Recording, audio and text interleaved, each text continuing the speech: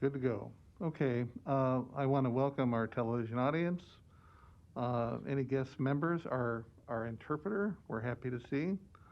To the monthly meeting of the Mayor's Commission for Citizens with Disabilities um, um, for the city of Omaha. Sorry, I'm getting off to a slow start here.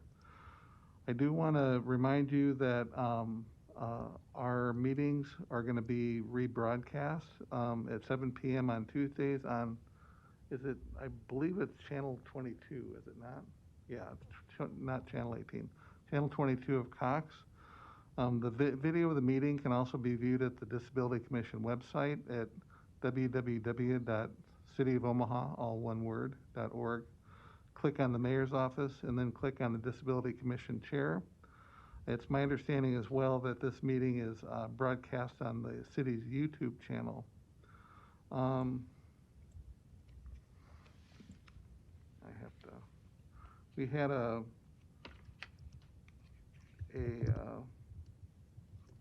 pre-meeting. We do not have a quorum for today, so we are working without an official agenda or minutes. But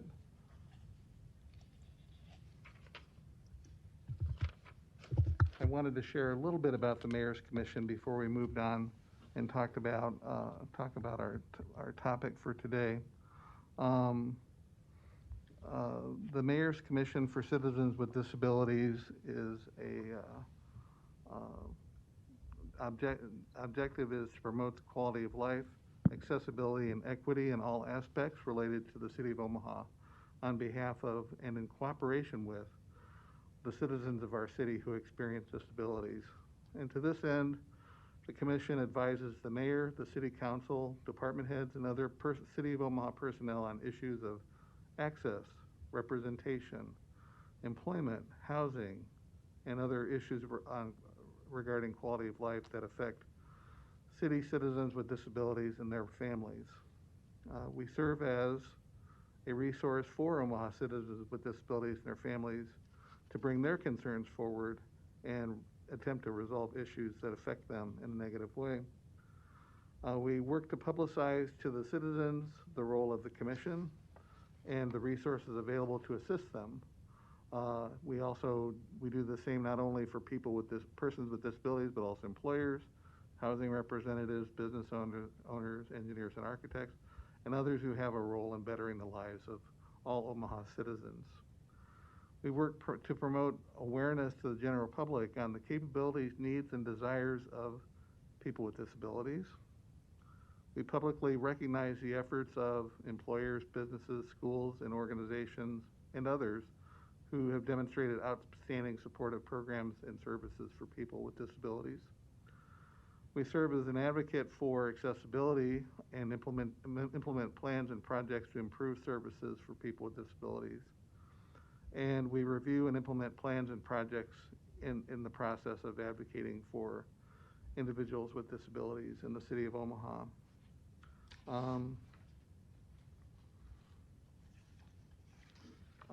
As I say again, we're still, working within the confines of COVID, so our meeting is basically pretty virtual. But we do have a good share of our membership online, and some of them will have either presentations to make or will be asking questions and et cetera. So I should also note that in our previous meeting, we had a planning meeting. We planned presentations for the year, which we've immediately had to amend, but that's not different from our normal operating procedures. Next month, I believe we're going to have Public Works. Please nod your head on the video. I appreciate that very much. To talk about some issues that came in front of the Commission over the last several months on sidewalk accessibility in the city. I do want to remind you that we'll have a chance to make announcements at the end of the meeting, so have a paper and pencil handy to, a pen and paper handy to take notes. Um, and I would like to take an opportunity to let before we get started with our presentations, for the members that are with us online to introduce themselves.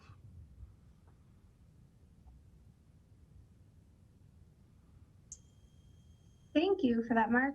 My name is Rachel, and I currently work as a service coordinator with individuals with developmental disabilities.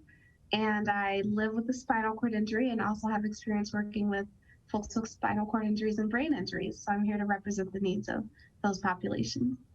Thank you, Rach. And I'm Nancy Floral, and I work with the Nebraska Commission for the Blind and Visually Impaired, and we're the vocational rehabilitation agency that serves individuals that are visually impaired, blind, and deafblind. Thanks, Nancy. And I'm Laura Young with the League of Human Dignity, and we work with individuals to help them remain independent in their homes, and also are the service coordination for AD waiver. Thanks, Laura. I'm Stephanie Scabdall. I work at Outlook, Nebraska. We provide enrichment opportunities and employment for those who are blind and visually impaired. I'm here representing those. Very good. I'm Megan Walls with Assistive Technology. I do consulting and training around inclusion and accessibility and assistive technology. I work across the lifespan and across disability categories. So I'm here representing the greater disability population. Thanks, Megan. And I probably failed to introduce myself when we started. My name is Mark Smith. I serve as chair of the commission. Megan serves as our vice chair, and Jen Pollack, who was unable to be here, is our secretary. And I work at the Monroe Meyer Institute at the University of Nebraska Medical Center, and am here not only representing my place of business, where we work primarily with individuals with intellectual and developmental disabilities, but I'm also a parent, have a young adult son with an intellectual disability, and so representing the lived experience of disability issues and our citizens. Thank you, everybody. We have a couple of, I believe we have at least a couple of folks who are attending today. Did you want to introduce yourself?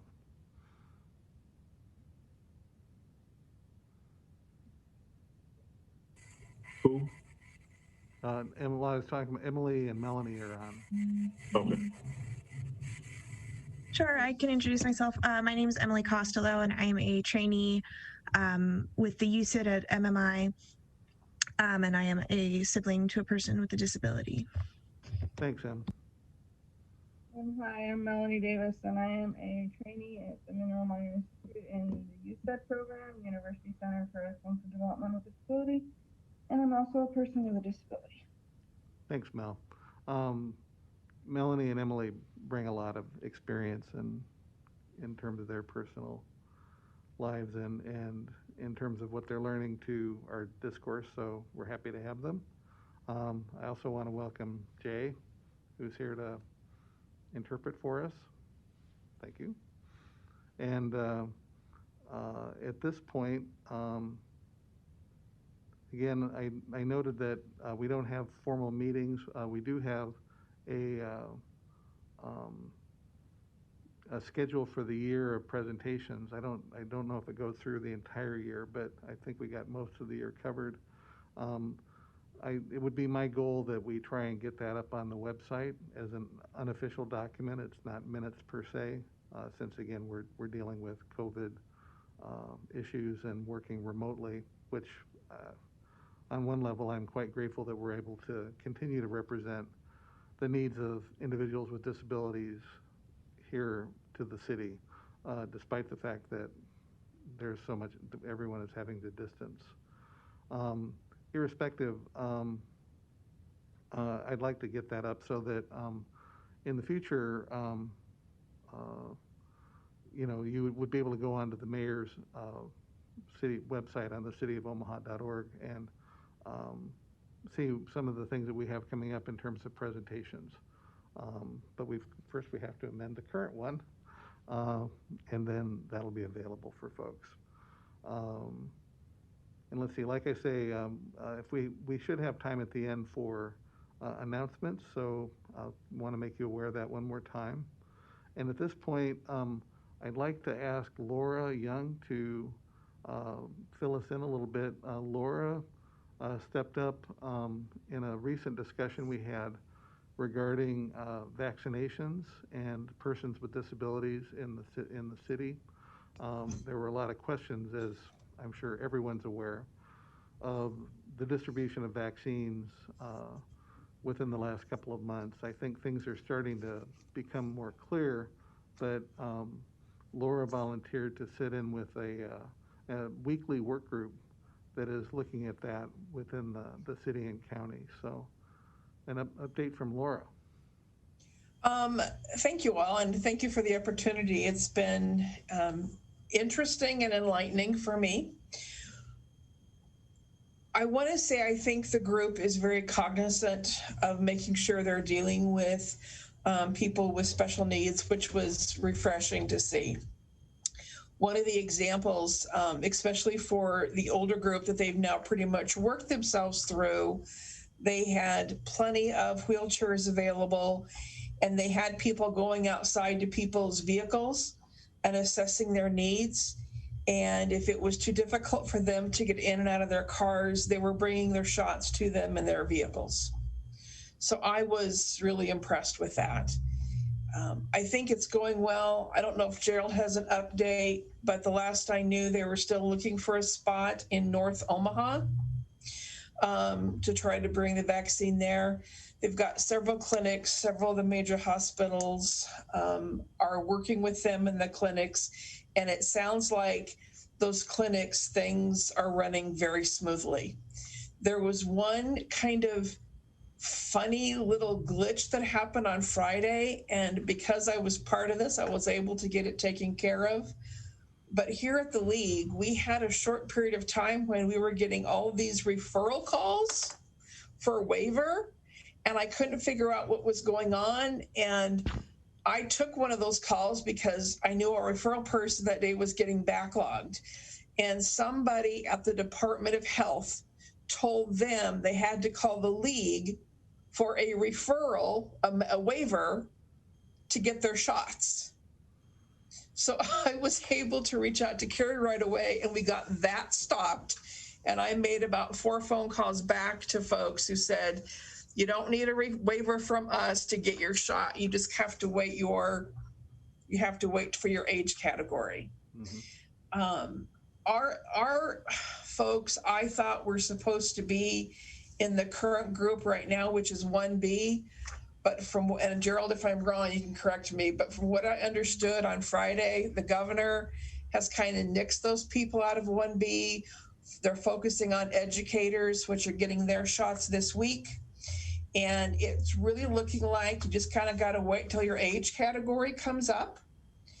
And the website and what we're doing here personally, and mostly, well, I think we would do it anyway, but our waiver wants to know when our folks are being vaccinated. So we have spreadsheets, but our service coordinators are touching base monthly with our consumers and with the information on the website, how to get signed up. If you can't get signed up through the website, then we give them the phone number, and we're tracking everybody that gets vaccinated or not, is what's happening with here. So we encourage people to go to the website, to call the 402-444-3400 number. And that's also works for Sarpy County. If you go to the Sarpy County's website, they give you this number to call as well. But it sounds to me like things are moving fairly well. And it sounds really positive to me that the number of vaccines that Douglas County is receiving they're getting out in a timely manner. There's not a lot of vaccines that are sitting around. And, you know, if they're finding out that a clinic has more vaccines, they're calling people and getting them in from the list that they have.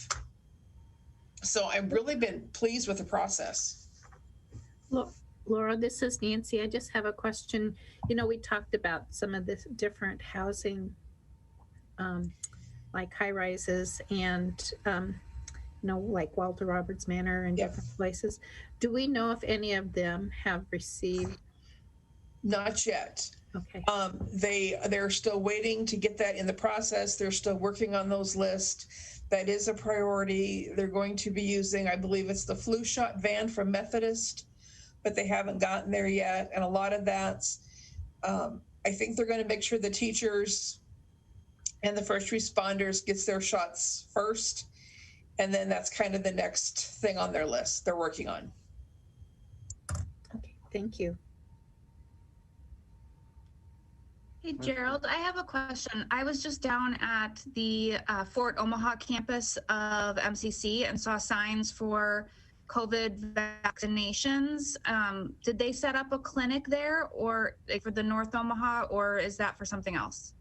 I know they were trying to set up a clinic there, but to the best of my knowledge, the president, Randy Schmazel, I don't think he was too receptive. So, but Kerry might have been able to break through and get him to say yes.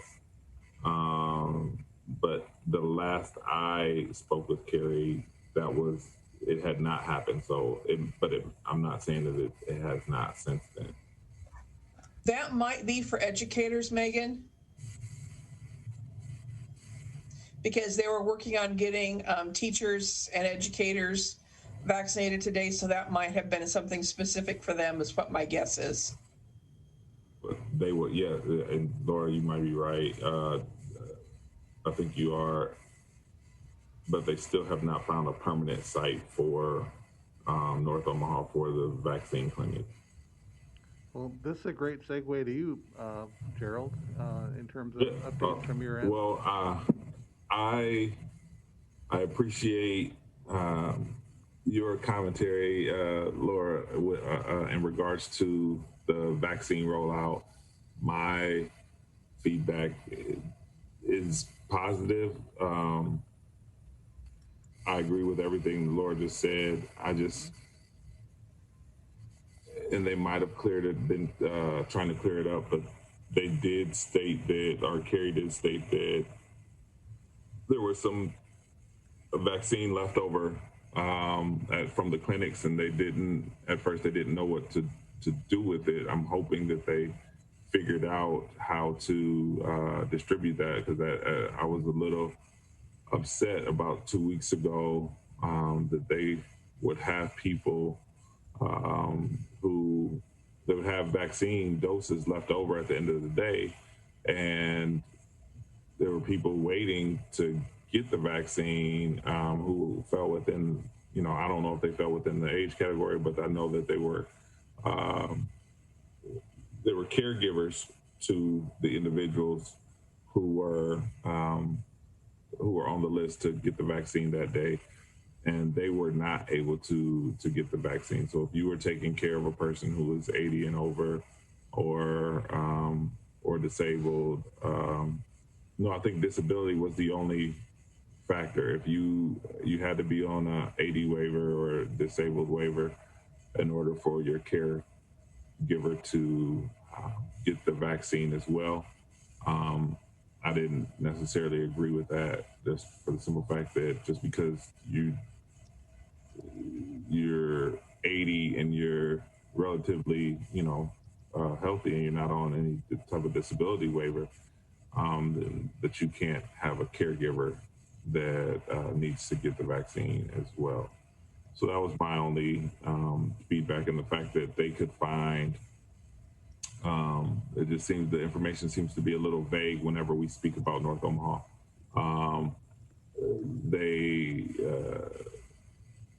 They're so adamant to speak on the different locations that they have the vaccine clinic at in South Omaha and West Omaha.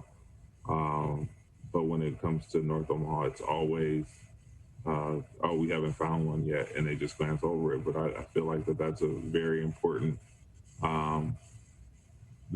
area to be able to cover, because we know that individuals with who are on the lower end of the socioeconomic totem pole, I mean, that's where it spread the fastest at, because they don't have the same, there's more barriers to keep themselves safe and healthy. I do know that there was an individual at the table who was not at the table, Kenny McMorris, who is the CEO of Charles Drew. He was not at the table and attending the meetings before Laura and I got there, and now he is on the committee, and he's attending meetings regularly, which I think is a big bonus, because he is the CEO of Charles Drew in East Omaha.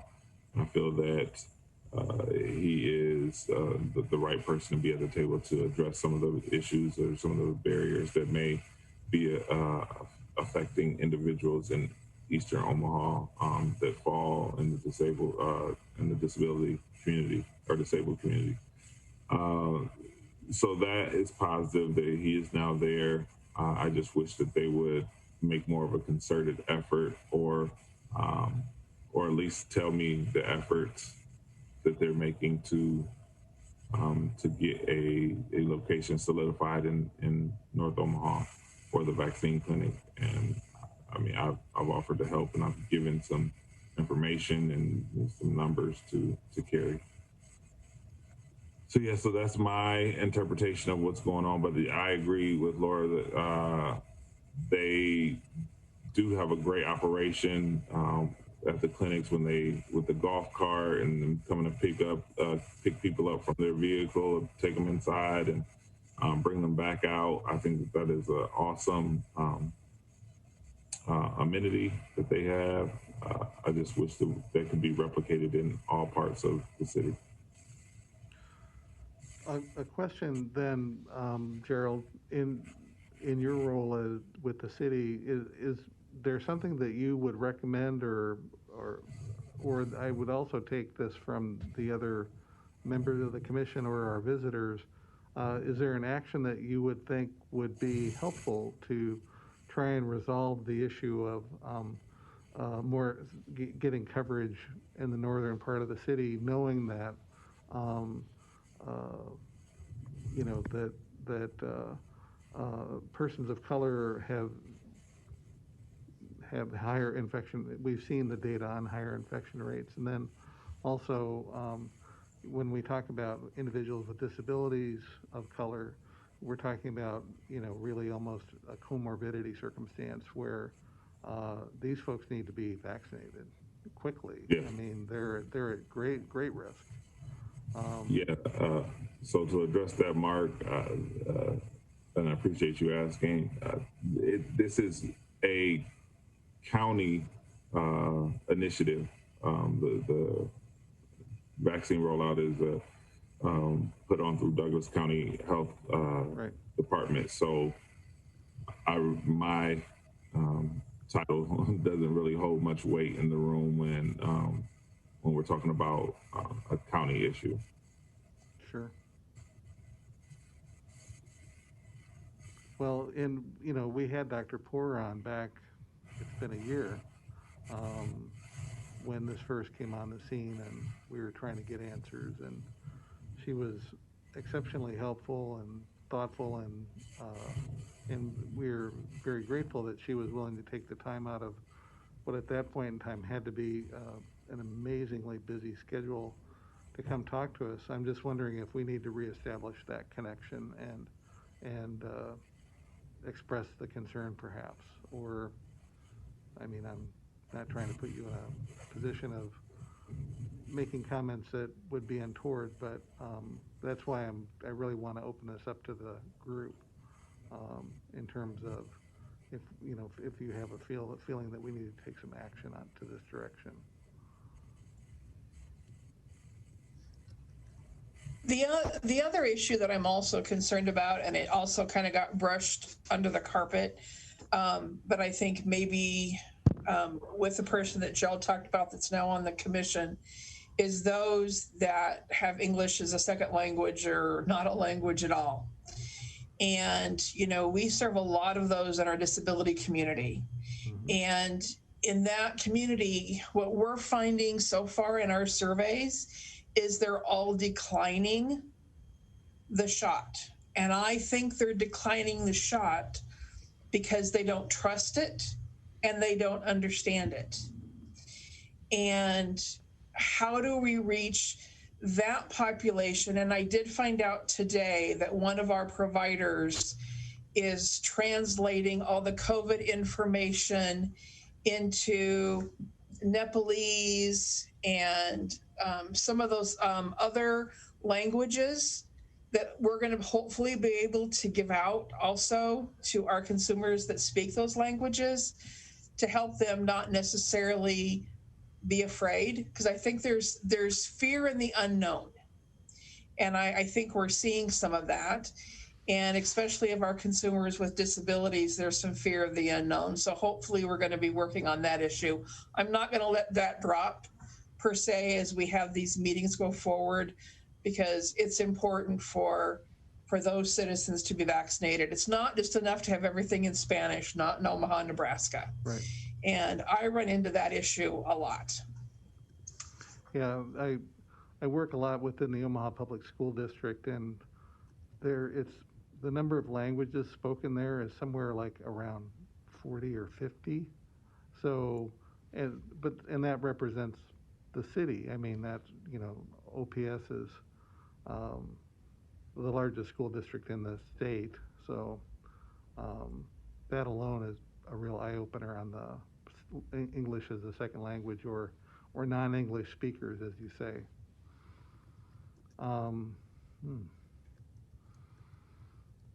So I'm still entertaining suggestions on action on the part of the commission to address some of these concerns that have come out. Because one of the things... Mark. Go ahead, Laura. One of the other things they talked about was as they're signing people up for the shots, if they know they have a special need, they're going to try to put that in a note to address that. Mm-hmm. Because the commission or the groups are talking about sign language interpreters. There's probably also at some point going to be a need for them to have some other foreign language interpreters available for certain people. And so that question continues to be raised, and that discussion needs to continue to happen, which I plan on doing because, like I said, we serve a lot of those individuals. Well, is it that part of the registration process then, is how they're trying to get that information through to the practitioners? Okay. Yes. Or the clinic, whatever clinic they go to, yes.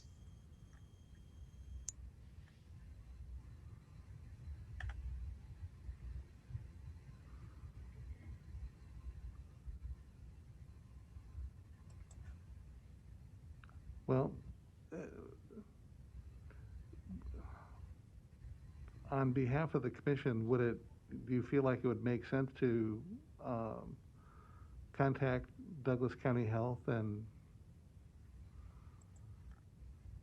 see what, you know, if we can encourage some of these issues? I'm really, I don't want to speak on behalf of the group, or what do you think?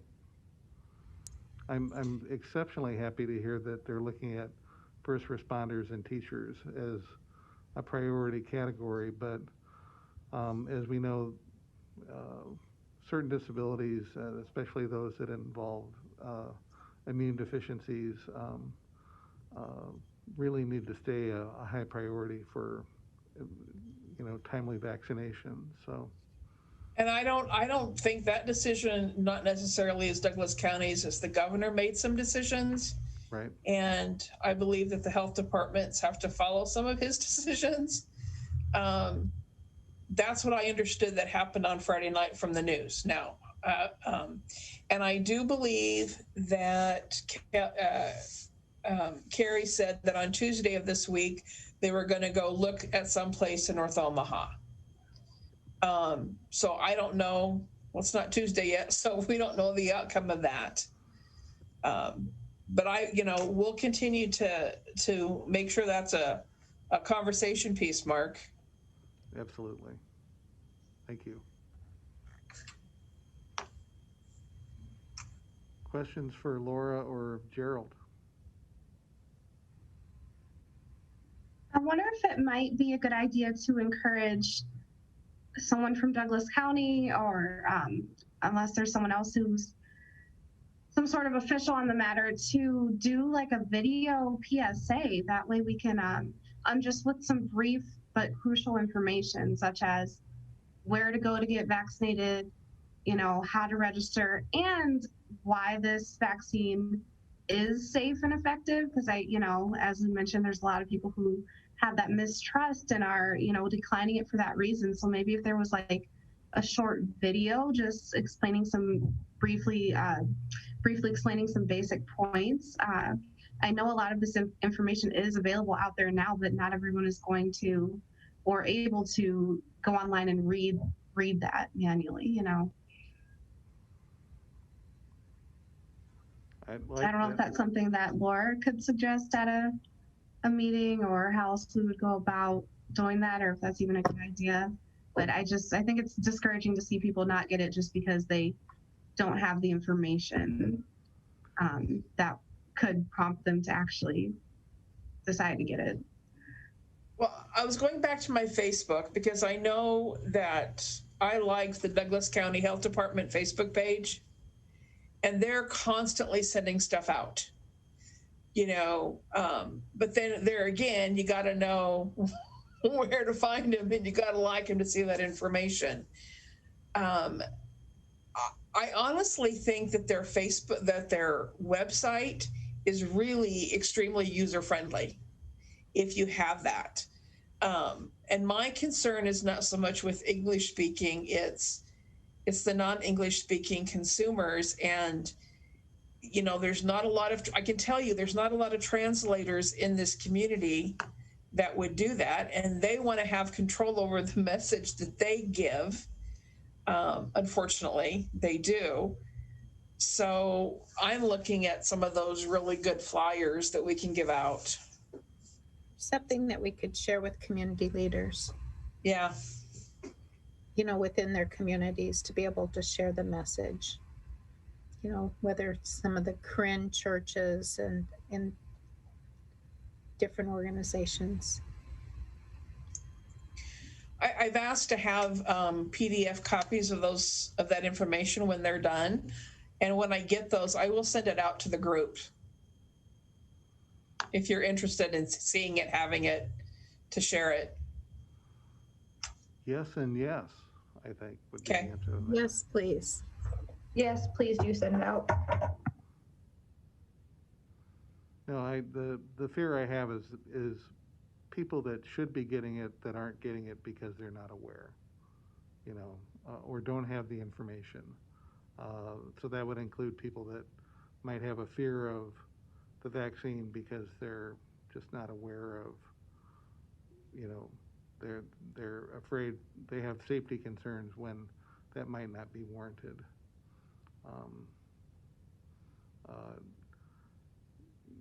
This has been a long year. We just hit 500,000 people in the country more in terms of mortality, which that's a lot. And as fast as we can move beyond this, especially for the folks that we represent, the happier that I'll be. I think it's just. And again, a lot of the work I do with families, for example, is with the idea that how do we set systems up so that people don't slip through and either are missed or or declining because they don't have good information. And actually, we've been talking about both, because if we don't have a North Omaha site, the chance of missing folks on the north side of town uh, is significant from my perspective.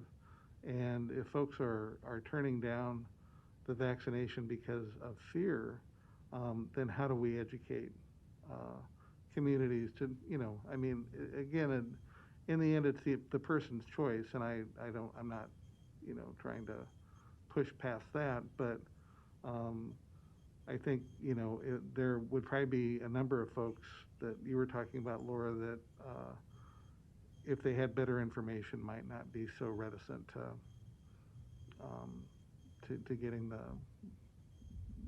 vaccine. I just posted in the chat a really good little video um, from the Douglas County website, or from their Facebook page, and it's talking about COVID health. Can you, I don't have access to that. Can you send that to me, Laura? Yes, I will. Thank you. Since I'm actually live, not Memorex here, so don't have access to the chat. I mean, I can see that you did that. I just can't. My memory is not that good. Like, oh, that's what it is. So thank you for that. We don't have to, other comments or thoughts in terms of actions you'd like to see the commission taking, or concerns, or I'm kind of leaving it to you guys. You know how I feel. And actually, I really appreciate the flyers. We do a lot of outreach, for example, into the South Omaha community and Spanish-speaking community, and so we'll push those out. We have folks that are prominent members of that community that work at the Med Center, so that's one way I think of. And then I eat a lot of Karen food. I'm very, very partial to Karen restaurants, so yeah, it's a thought. Well, as we're getting close to wrapping up, I would like to, and if anybody's listening, I would like everybody to encourage everybody to call 402-444-3400. And that will get you to the Douglas County health page, or to the helpline, and they can help you get signed up, get registered to eventually get your vaccine. Cool, thank you. It sounds like we're at that point. Do other folks other members on the line have any announcements? This is Nancy. I don't have anything this Thanks, month. Nancy. Laura, you could go twice if you have another announcement, but Rachel, any announcements, or? No, none announcements from me. Everybody, I think, is either zoomed out or tired of the weather. Megan, any updates? No, nothing new for me.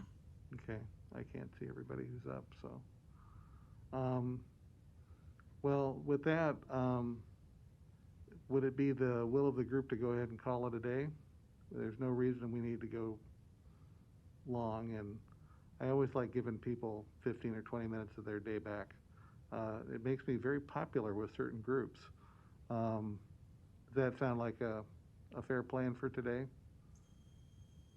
And we know what we're doing next month. Next month, we're going to be talking with a representative of Public Works regarding accessibility.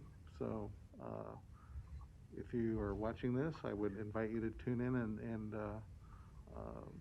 If you have concerns about that issue, you certainly can voice those at that time. So with that, I'll call us to an adjournment, an unofficial adjournment, and thank the commission members for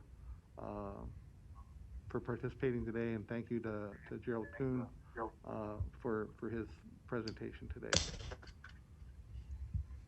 And Thanks, thank you. everybody. And if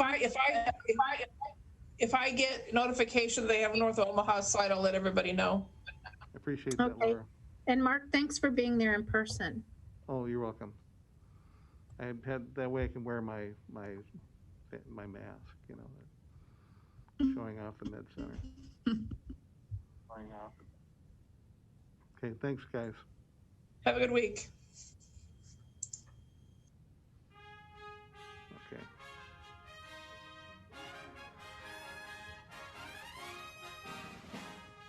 What?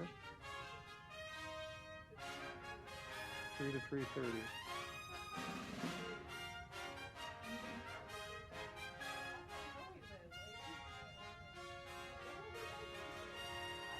That